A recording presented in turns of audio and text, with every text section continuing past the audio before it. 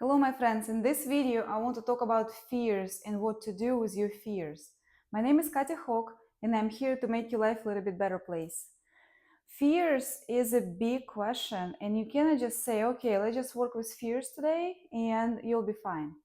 It's a very deep work which has to be done over a long period of time, but we can start today together. I will give you two techniques which I used to fight my fears, and in the end of the video I will tell you what was my biggest fear and how I overcame it. The strong technique fighting with fears. Now let me tell you why we want to fight with fears, why we want to outcome it. Because it releases the energy. We came to Earth to do some kind of programs, some kind of live, something we didn't work out previous lives, and maybe we died from the shark attack. And this life, we will have fear of sharks.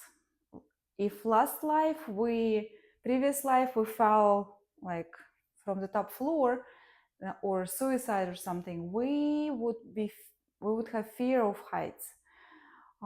You could have fear of heights anyways. I kind of got it recently when I was in Florida, in the hotel on 29th floor. I came to the balcony and I looked down, and first time ever I had fear that I might fall, but intentionally. That's so weird to say. And I was kind of staying away a little bit from the balcony. Yes, it wasn't pleasant. I have to work on it more. The main technique I use to fight my fear is accepting the worst outcome. Think about your biggest fear. What is it?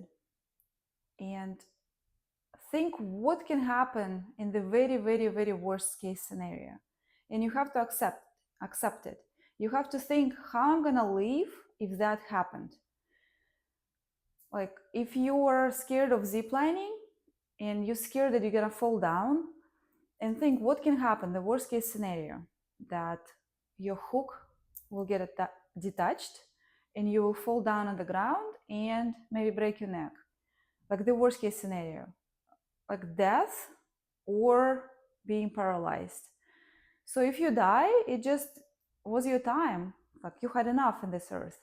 But being paralyzed might be bigger fear, that someone has to take care of you, and you just imagine in your head how you're sitting in a wheelchair, that you can't move your fingers, but you still have your loved ones around you, and you still can enjoy maybe food, maybe you can go outside. And think about it, that you will get out of that life, the worst case scenario, you will get possible best outcome. You still might be happy in certain way. And when you accept it, like, why am I scared? If in a wheelchair I will be still happy person, I will have my loved ones, or even if you don't have anyone, you still might breathe air, you hear birds, and maybe it won't be that bad. So just do zip lining and enjoy it, because of course it's never gonna happen, maybe 100,000,000%. And second, that you already know that even if it happens, you'll be okay. And second strong technique I also used is writing down two columns. One column is your fear, and second column, you plan what you're gonna do if that happens. For example, if your son gets a bad girlfriend, like it's a big fear of a lot of moms.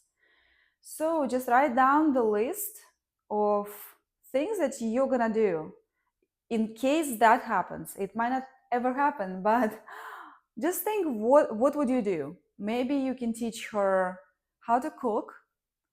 Maybe she'll become your good friend and you can travel together. Maybe she'll give you good grandkids. Maybe you can talk her into a good profession.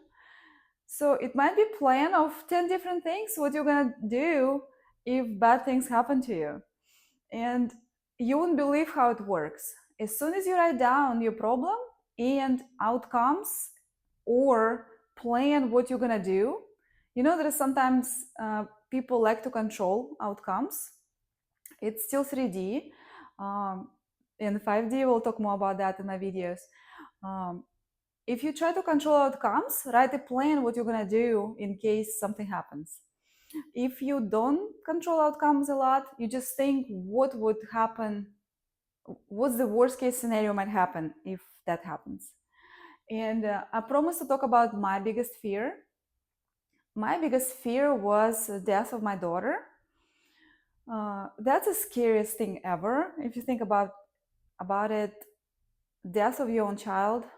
And I was I was I tried to protect her from everything. And when I started working with my fears, of course, I started with the easy ones, and then I went to this one. It's like high level of fear. And I was thinking, like, what's gonna happen if I lose her? Just to fight the, I don't want it to happen, of course. But I imagine that, of course, I will be sad for a long time, but then life will continue. And a lot of people lose their kids. My mom lost her favorite son uh, 9, 10 years ago. It was very sad, but it was so sad. Like she couldn't handle it for a long time. But then pain a little bit calms down, and because life continues, you still have the pain, but you have to live. You have to cook, you have to walk, you have to work. So I accepted the outcome that if I lose her, my life still will continue. I will love her to death still, but I will live my life and I will try to be happy for her. And it relaxed my fear so much. I cannot even explain. I became a happier person and I got energy from it. And I remember now I always tell her, be safe and have fun and be safe. We saw TikTok one time. Mom said, um, have fun and don't die to her daughter. And I don't say that, but I say, have fun and be safe. So she promised to be safe for me. But still, um, I don't have that scary fear anymore. So let's start working on our fears. Maybe I will have more videos about certain fears if you want to. Write in the comment below if you want me to talk about fears and how we can work on any certain fear. Maybe you have something specific you're scared of. That would be really cool if you suggest a video for me, and I'll be happy to record it. And it was Katya Hawk. Please recommend this video to a friend who has a fear, and I see you very soon.